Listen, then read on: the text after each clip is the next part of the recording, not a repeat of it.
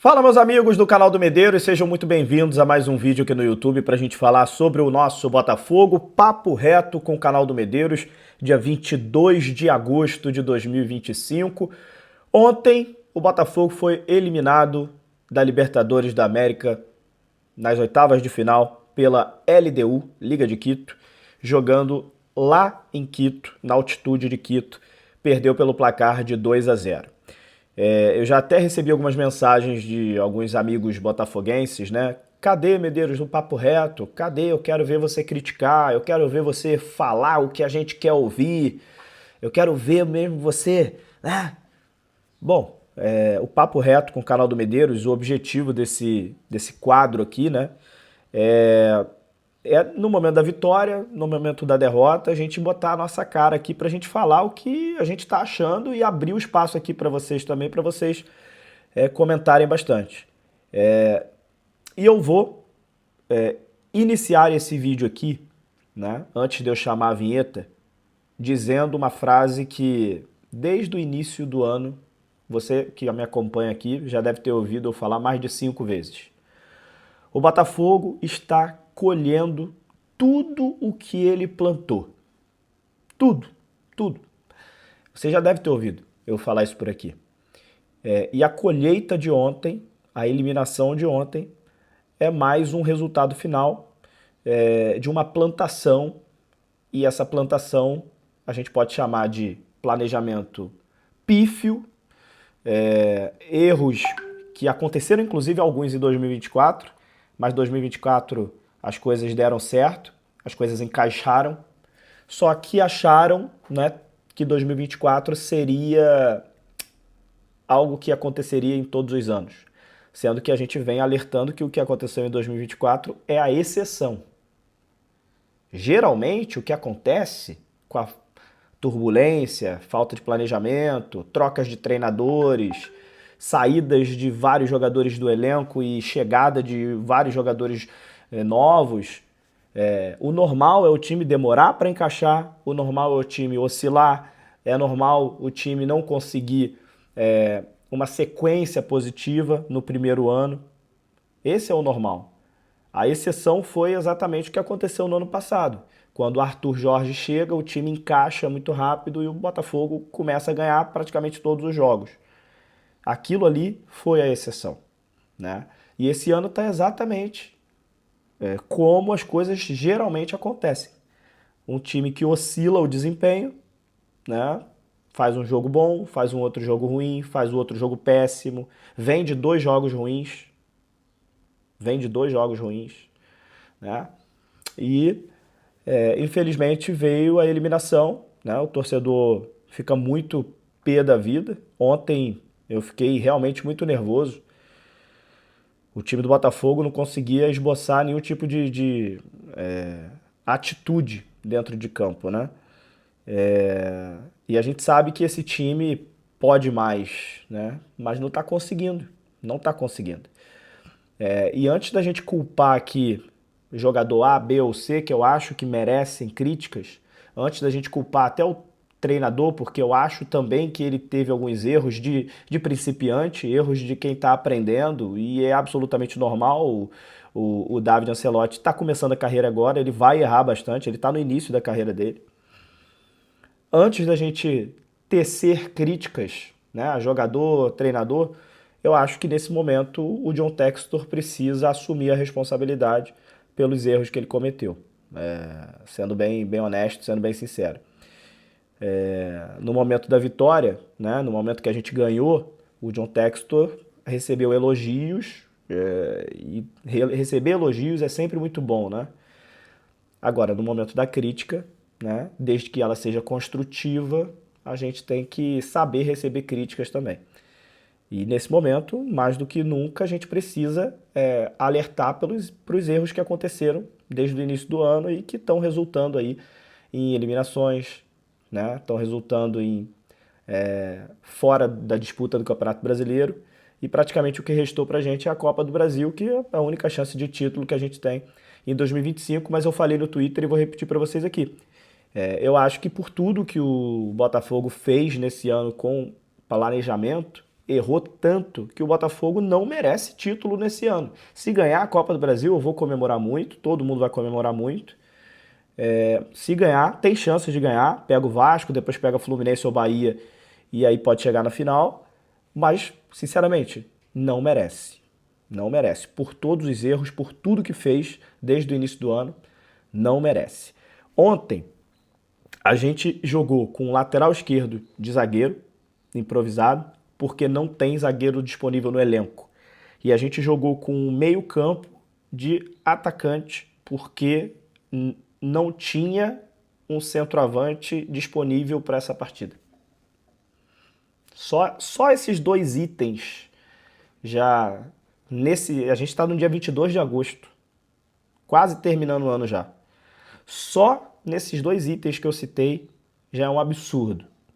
Já é um absurdo completo. Fruto de uma debandada do time, né? Saíram diversos jogadores, chegaram diversos novos jogadores, uma troca completa de elenco no meio da temporada, troca de treinador, né? Erros na escolha do treinador, erros que vão acontecer quando você está trocando muitos itens, muitos jogadores do elenco, obviamente, você vai acabar errando mais do que o normal, porque você vem trocando, aí tem jogador que chega, se adapta rápido, mas tem jogador que chega e não se adapta, tem jogador que joga numa determinada posição, mas quando tira ele de uma posição ele não joga bem. Enfim, diversas situações que podem acontecer, porque o futebol não é uma receita de bolo, eu falo isso aqui direto também. O futebol é muito mais complexo, ele tem diversos fatores físicos, fatores psicológicos, para que as coisas se conectem. Por que eu acho que o Flamengo e o Palmeiras estão diversos anos disputando lá em cima? Porque a gente vê, tanto no Flamengo quanto no Palmeiras, uma continuidade no trabalho, principalmente no Palmeiras. O Abel Ferreira há muito tempo já no comando, o Palmeiras faz contratações pontuais e sempre que sai jogador do Palmeiras, sai um ou outro só. Dificilmente a gente vê saindo do Palmeiras 5, 6, 7 jogadores. O Palmeiras contrata pouco, pontualmente, mas também sai muito pouco. O Palmeiras. O Flamengo a mesma coisa. Tem vários e vários jogadores do Flamengo nesse ano que estão lá desde 2019. Vários, né? O Flamengo troca muito de técnico, não dá para elogiar a continuidade de técnico no Flamengo, mas no Palmeiras dá para elogiar. Mas no elenco, essas trocas constantes não acontecem lá, né? Existe uma continuidade, por isso que a gente vê o Flamengo e o Palmeiras sempre brigando lá em cima. O Botafogo, na estratégia do Botafogo, o Botafogo não consegue isso. O Botafogo é uma metamorfose ambulante.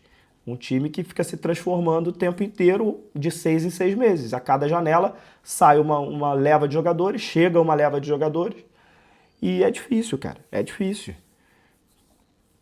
Muito complicado. Você, às vezes, não consegue repor os jogadores à altura. Faltou qualidade para o Botafogo também. Jogou mal no Nilton Santos. Na altitude a gente sabia que ia ser muito difícil. O treinador acabou de conhecer o que é altitude. Achei que ele demorou para mexer. Só foi mexer quando tomou 2-0. Mas seria até cruel eu aqui ficar apontando o dedo para o David Ancelotti. Vou criticar porque ele errou, mas eu acho que o erro maior de tudo, né? Acima de jogador e de treinador, o erro maior é do John Textor nesse momento. Acho que ele precisa assumir a responsabilidade de que errou no planejamento do Botafogo. Ele tem muitas coisas agora para resolver no âmbito societário, jurídico, está com problemas aí a serem resolvidos, né? Se ele vai continuar no clube, se não vai, mas precisa pegar esse ano de 2025 e tirar lições, cara, lições. Não se faz futebol no improviso, não se faz futebol dessa forma. E assim, eu falo com todo respeito mesmo, cara. Com todo respeito, não se faz futebol dessa forma. Medeiros, tu tá querendo ensinar a fazer futebol. Não sou soberbo a este ponto, mas eu tenho a minha opinião. E eu acredito na continuidade de trabalho. Principalmente de elenco. Você precisa ter uma continuidade. Você tendo uma continuidade, você ganha mais entrosamento com o passar do tempo. Você vai ganhando mais casca, com o passar do tempo. Então a continuidade, na minha opinião, é primordial. Se você fica trocando o pneu com o carro andando de 6 em 6 meses, você tem muito menos chances de dar certo, na minha opinião, tá?